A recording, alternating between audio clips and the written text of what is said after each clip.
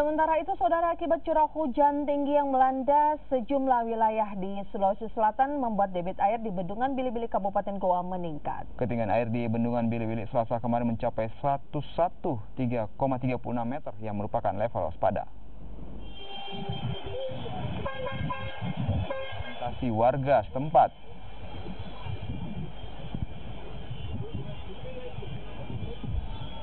Air di Bendungan Bili-Bili sudah masuk tahap waspada yang mencapai 101,36 meter, sehingga pintu Bendungan Bili-Bili dibuka untuk mengurangi debit air. Bahkan Bupati Goa juga mengimbau agar warga yang tinggal di hilir sekitar bendungan dan juga Sungai Jeneberang untuk segera mengungsi ke tempat yang lebih tinggi.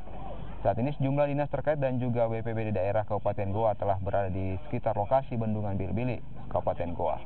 Karena jembatan mulai bergerak.